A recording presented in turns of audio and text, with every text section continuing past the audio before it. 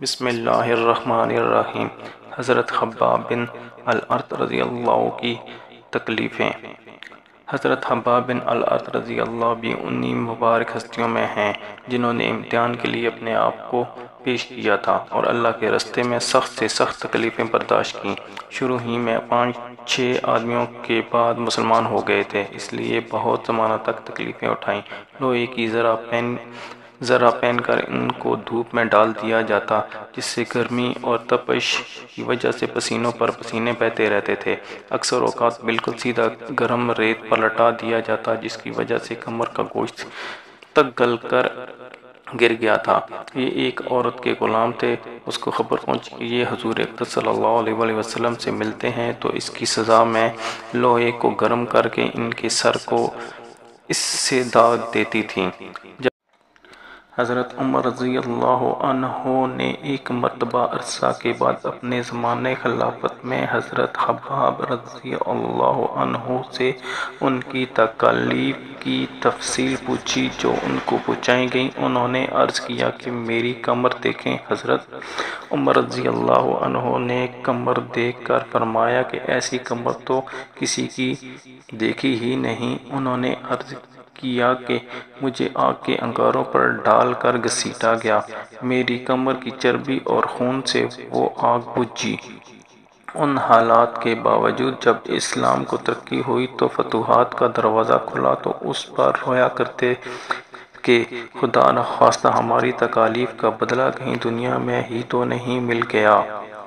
حضرت خباب رضی اللہ عنہ کہتے ہیں کہ ایک مرتبہ حضور اقدس صلی اللہ علیہ وسلم نے خلاف عادت بہت ہی لمبی نماز پڑھی۔ صحابہ رضی اللہ عنہ نے اس کے متعلق عرض کیا تو حضور صلی اللہ علیہ وسلم نے ارشاد فرمایا کہ یہ رغبت و ڈر کی نماز تھی۔ میں نے اس میں اللہ تعالیٰ سے 3 دعائیں کی تھیں، 2 ان میں سے قبول ہوئیں اور ایک کو انکار فرما دیا۔ میں نے یہ دعا کی کہ میری ساری امت قحط سے ہلاک نہ ہو جائے، یہ دعا قبول ہو گئی۔ دوسری یہ دعا کی کہ ان پر کوئی ایسا دشمن مسلط نہ ہو جو ان کو بالکل مٹا دے، یہ بھی قبول ہو گئی۔ تیسری دعا کی کہ ان میں آپس میں لڑائی جھگڑے نہ ہوں، یہ بات منظور نہیں ہوئی۔ حضرت خباب رضی اللہ عنہ کا انتقال 37 ہجری میں ہوا اور کوفہ میں سب سے پہلے صحابی یہی دفن ہوئے۔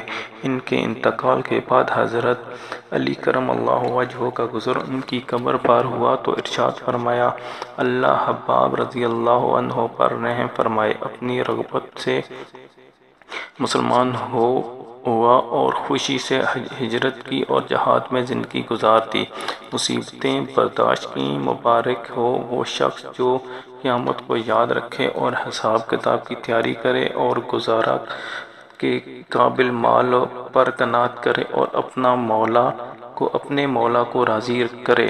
فائدے میں لکھتے ہیں، حقیقت میں مولا کو راضی کر لینا انہی لوگوں کا حصہ تھا، ان کی زندگی کا ہر کام مولا ہی کی رضا کے واسطے تھا۔